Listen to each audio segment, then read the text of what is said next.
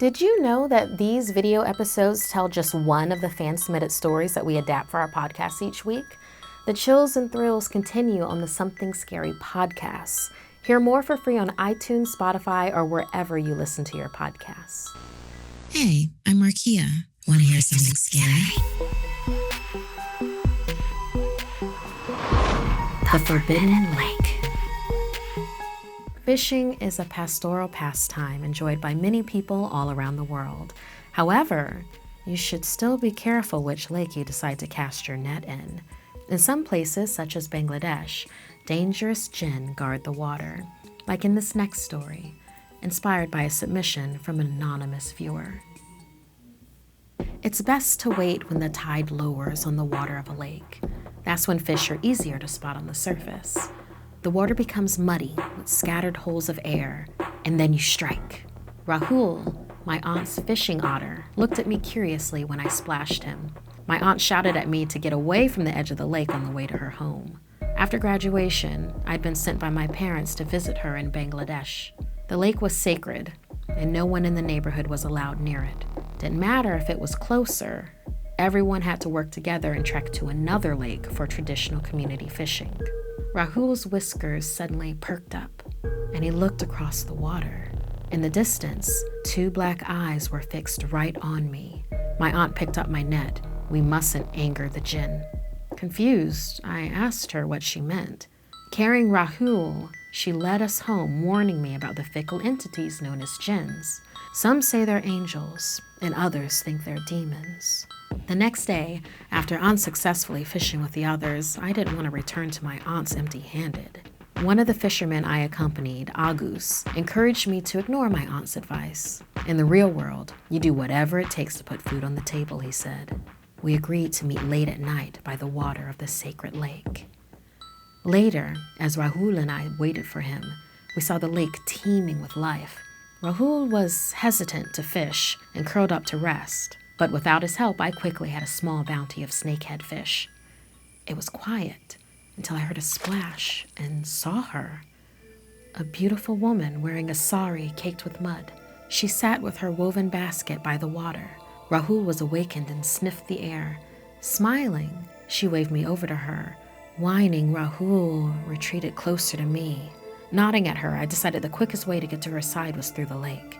It was shallow enough to stand in, and I effortlessly carried my basket over my shoulders to impress her. Getting closer, I felt something slither by my feet like tentacles.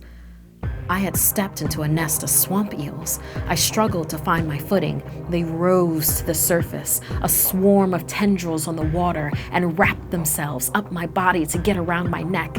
I shouted at the woman whose eyes darkened, and her smile twisted into a sneer. Sinking lower, I dropped my basket. It was the jinn. Her changed face leaned closer to mine. There were oozing gills on her neck. I screamed as her jaw, filled with yellow serrated teeth, unhinged, and she spat mud into my eyes that burned like acid. Blinded, I choked on muddy water. I could hear Rahul making loud noises until I was suddenly hoisted up. Wiping my eyes, I realized it was Agus with his net, and he helped me get out of the vines I was caught in. He'd heard Rahul calling out and found me. I must have slipped, I said, thanking him. Picking up my basket to show him what I'd caught, I tossed a fish to Rahul. The otter quickly nudged it with his nose back into the water. Agus laughed. He got his reward meal earlier from being such a skillful fisherman. Let's see if you've got what it takes. That night, we fished discreetly and snuck home late with our filled baskets, excited to share with our families. The next morning, I was awakened by a foul stench.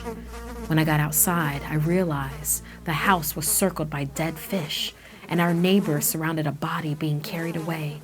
Out of his mouth hung a dead eel. It was Agus.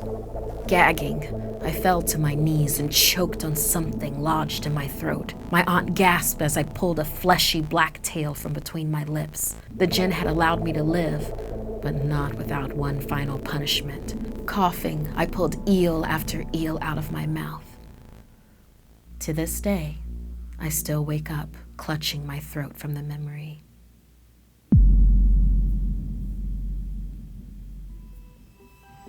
Thank you to all of our patrons, especially Auguste, who had a character named after them in this episode.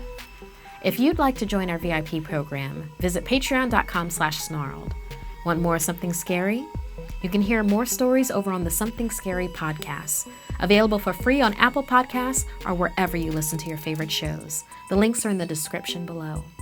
If you'd like to submit a story, send me an email at somethingscary@snarled.com. Like and share this video if it gave you the chills.